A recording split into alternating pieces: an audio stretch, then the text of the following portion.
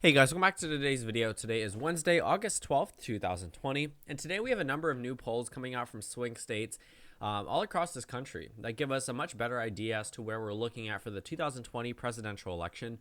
So I know you might be tired of seeing 538 today just because I made a video about the model, but we're just using it for the latest polling data. And some of these polls have iffy ratings. I mean, it's C, B rated pollsters, but we've just seen a huge influx of data, and I do want to put that on a map. We do need to talk about a specific poll from Survey USA in Kansas. Not only are the presidential results astonishing, but the Senate race itself seems very, very interesting to say the least. And then looking at all of these swing states, I think it's great to go ahead and jump in and see where Vice President Biden stands against President Donald Trump. So let's take a look at the overall electoral map. The states that we're seeing some polls come out of in are Pennsylvania, Michigan, Wisconsin, North Carolina, Florida, and Arizona. So let's go ahead and just use how they voted in 2016. So Pennsylvania, Michigan, Wisconsin, Florida, North Carolina, and Arizona. And I believe Kansas. I might be missing one. Michigan, Wisconsin, North Carolina, Florida, Pennsylvania, Arizona, Kansas, and Massachusetts, but that doesn't really matter. So that's pretty much it in terms of the states that are being covered by these polls. So we have a number of 107 electoral votes. All of these states went to Donald Trump in 2016. Right now, Joe Biden leads in every single one of these states except for Kansas. So out of these 107 electoral votes, Biden leads in 101 of them, which means Joe Biden, if the election was held today, would win his election bid. I do want to make a point that in my previous video, I mentioned that Vice President Biden has a 71% chance of victory. That is with 538 adjusting for the uncertainty of the next couple of months. So actually, as the election is held today, Joe Biden has a 93% chance of victory, which means it's a whole another ball game that we're talking about. But this is why. I mean, looking at the states where Biden's leading in, he's doing substantially better than Secretary Hillary Clinton. So in these states, Donald Trump carried them in 2016. We can actually do the margins. Kansas was safe. North Carolina was lean. Florida was lean as well. Arizona was lean. Pennsylvania, Michigan, and Wisconsin were all tilt states. So there weren't any likely characterizations on this map, but these states were all, within lean or likely. And then the Rust Belt states were the only states that really should be in the Democratic column or complete toss-ups. So looking at this map, the fact that Joe Biden is doing well in these states, and these polls only reaffirm that, it does spell out a little bit of bad news for President Trump. So I won't exactly say that these pollsters are A-rated. I think it's just I'm only covering it because there's a huge influx of them on a particular day. So we have a lot of data to jump through, and they pretty much match up with a lot of the data that we see. Obviously, there are outliers, and some polls can be fundamentally flawed. But looking at the data, it pretty much adds up with a lot of the swing states of where they show Biden leading by 5-6%. Some of these change research polls are a little bit under what you might expect compared to the rest of the data being released. But again, we could all take it in and average it out. So Pennsylvania is the first state. So Pennsylvania, Michigan, and Wisconsin go Biden +4, Biden +5, and Biden +4 again. Like I said, Pennsylvania, Michigan, and Wisconsin, respectively. So looking at these states, I mean, all of them become lean Democratic states at that point. They flip from the Donald Trump column, but it doesn't stop there. While North Carolina remains in the Donald Trump column based off the Change Research poll, looking at Florida and Arizona, Biden leads here by a pretty significant margin in Florida and in Arizona by 1%. So like I said, Biden is leading in almost all of these states except for Kansas, and on the overall average, he is leading in North Carolina. Unless that changed right now, let's go ahead and check. It's an exact tie. You can see that Biden's numbers have considerably dropped to an exact tie, but I will say that Trump probably could edge out Biden if this trend continues, but like I said, this data is showing a very close race, so it is anyone's state at this point. Looking at Florida, just covered it, Arizona. Then Emerson also released some data in Arizona, North Carolina, and Pennsylvania. So while they had North Carolina up for Trump by 2%, both Arizona and Pennsylvania were 4 and 9 point margins, meaning Joe Biden would eventually win them. So Pennsylvania moves over into the likely characterization. Arizona remains as a lean state. North Carolina, Florida, Michigan, Wisconsin, Kansas all remain the same. So the reason why we're including Kansas in here is because there's a Survey USA poll, which is an A-rated pollster from 538.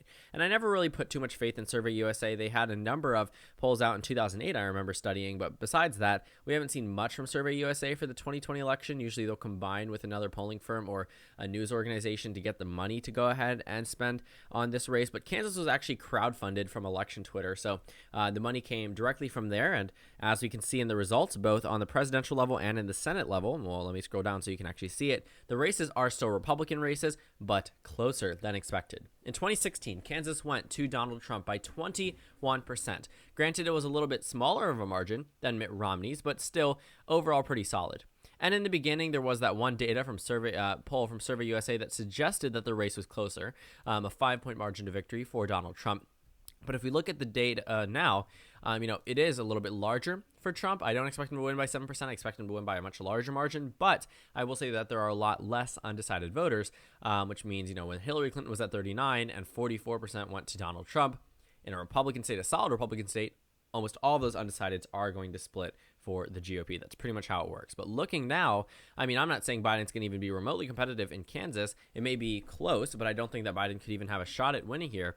I think it's just interesting to see that Trump leads by 7%, but then in the Senate level, Roger Marshall only leads Barbara Boyer by 2%. But we need to get to the Senate level as we move past. So Kansas moves down from being safe down to likely, being a 7-point margin of victory for Donald Trump, according to the most recent polls. And then in Massachusetts, we have Biden up by 36%. I think they might have done this just to pull the Massachusetts Senate Democratic primary. Hopefully, we can see some data out there soon. I know that UMass Amherst released some data today, or it might have been Lowell. I'm not entirely sure. But looking at Massachusetts, obviously that's a Democratic state. Nothing to worry about for the Democrats. Michigan, Arizona, and North Carolina, and Kansas have all had Senate elections that have now been polled, and they all show good news for the Democratic Party. I will say that this poll that shows Gary Peters and John James in a narrow race where it's a 3-point margin of victory for Gary Peters does not even add up close to what the other data is suggesting, but it narrows up the overall average, but it is likely an outlier, and I do think the Democrats will be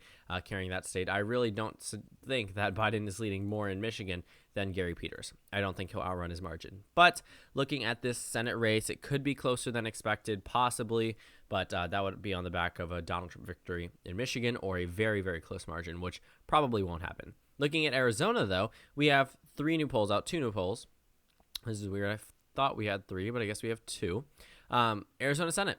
Both CNBC Change Research did a poll here, and then Emerson both show Kelley +6 or Kelley +11, which means it's a likely margin of victory for a candidate running against an incumbent Republican. For no period of the entire election season has Martha McSally led in election polls. She did in 2018, however. She was expected to win on election day. She was up 1%, but she ended up losing by 2.3%. And she wasn't the incumbent then. She was appointed to John McCain's seat, and now she's running for the special election, which would fill in the rest of the term, and Mark Kelley seems to be winning there. It looks like the Democrats actually might run away with more House seats from Arizona than Republicans, 2 Senate seats, and possibly a presidential election victory, which means 2022 could definitely be a target for Democrats in the governor's race as well. In North Carolina, we have 2 new Senate polls as well. Same pollsters, Cunningham +5 and then Cunningham +2. All data suggests that Cunningham is going to have a pretty good win over Tom Tillis if it stands today.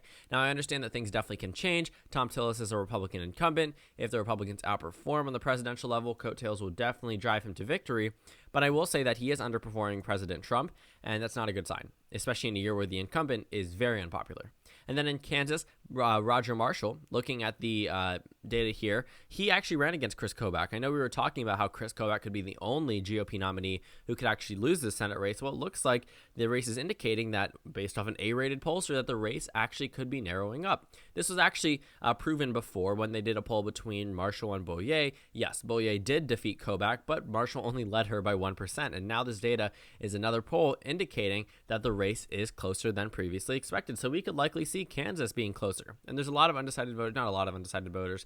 There's a pretty substantial amount of undecided voters for a race within 1 to 2%. So I will say that these voters likely will break for the GOP, but we can't count out Barbara Boyer yet. And then in this North Carolina governor's race, this race is rated as a lean Democratic seat. Roy Cooper is a popular Democrat. He won in 2016 on the same ballot that Donald Trump won the presidency on.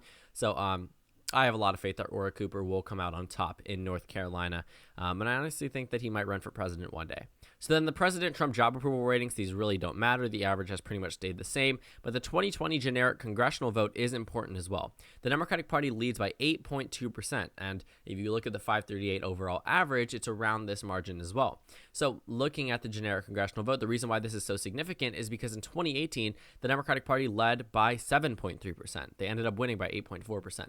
So it shows around a 1-point swing, and that means the Democrats are actually entering into 2020 with more energy than in a Democratic wave year. So that is pretty substantial as well. So all of this data is concluding that the Democratic Party is still at a very good position on the presidential level. They're at a very good position on the Senate level and the House level as well. We shouldn't see too many pickups for the GOP, actually any pickups for the GOP in terms of net pickups in the House of Representatives or even the Senate, and the presidential race seems to be getting further and further into the Biden-Harris column as the days progress. So thank you guys so much for watching this video. Make sure to comment down suggestions below. Subscribe on the left if you haven't already, and check out the Instagram and Twitter. At the bottom left of the screen, there's also a Discord link. Right now, we're halting some acceptances into the Discord server, but that should be resolved in just a couple of days. On the screen, there's also a video for you to go ahead and watch, and then a playlist for my 2020 election videos. Again, thank you guys so much for watching, and I will see you all tomorrow.